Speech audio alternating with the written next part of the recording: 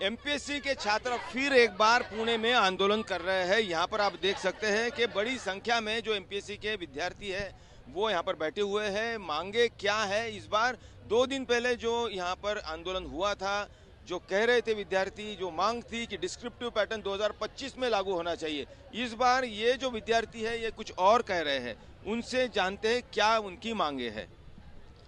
हमारी मांगे ये है, जो एमपीएससी ने, महाराष्ट्र पब्लिक सर्विस कमीशन ने जो डिसीजन लिया है to transition exam from objective to descriptive, वो कंटिन्यू रहना चाहिए प्राइम, और उसमें पॉलिटिकल इंटरफेरेंस नहीं होना चाहिए, उसकी ऑटोनॉमी मेंटेन रहनी चाहिए।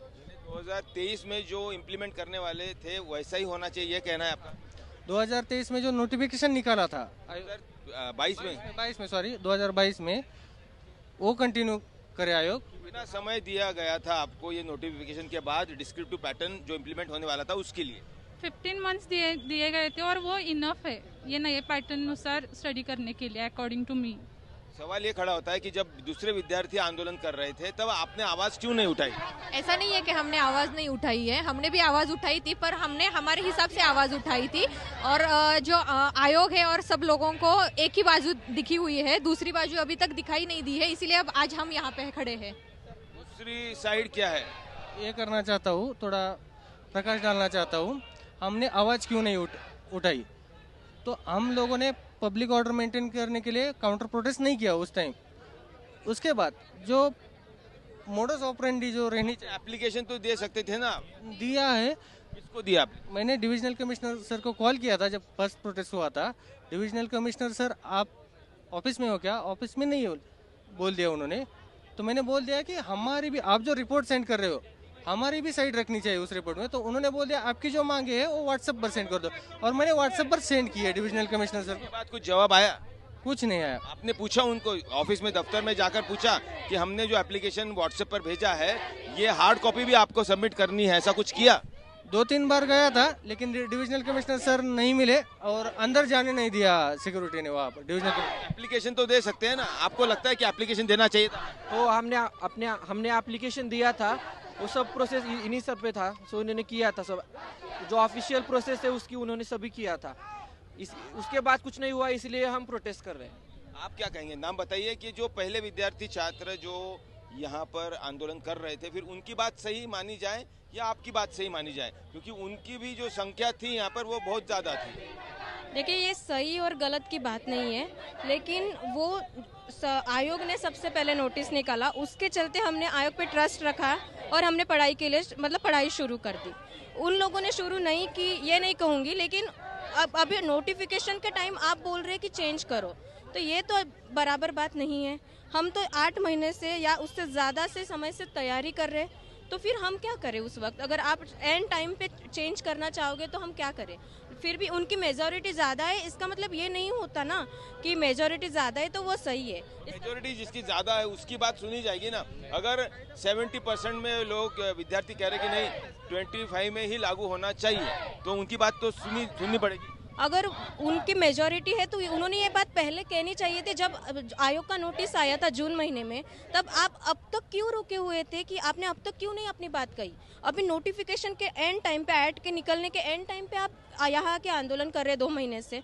आपने ये पिछले जून में जब निकाला था, जून जुलाई अगस्त, तभी आपने आंदोलन करना चाहिए था ना। हम तभी रुक जाते, हम भी जूने ओल्ड पैटर्न से तैयारी करते। हमने न्यू पैटर्न से तैयारी चालू कर दी और अब हम पूरे अपने टारगेट के बहुत ज़्यादा करीब है, तब आप आंदोलन कर रहे हो और आप कमीशन पे दबाव डाल रहे हो कि नहीं अभी हमें चेंज करना चाहिए। ये रेफरेंडम लेना चाहिए था। चाहिए क्या कि जो विद्यार्थी की संख्या है, जो अपियर हो रहे हैं, अगर 2 लाख विद्यार्थी अपियर हो रहे हैं तो उनके बीच में किसी प्रकार से एक किसका पलड़ा ज़्यादा भारी है, ऐसा कुछ करना चाहिए?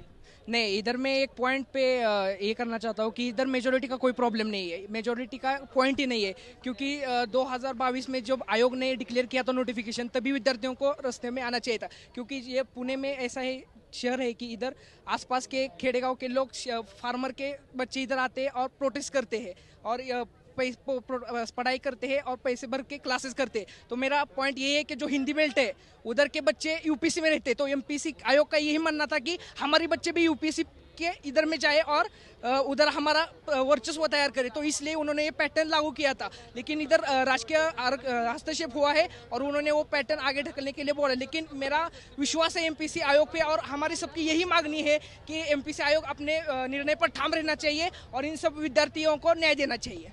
यहाँ पर छात्र फिर एक बार आंदोलन कर रहे हैं। एमपीएससी की परीक्षा देने वाले ये छात्र हैं।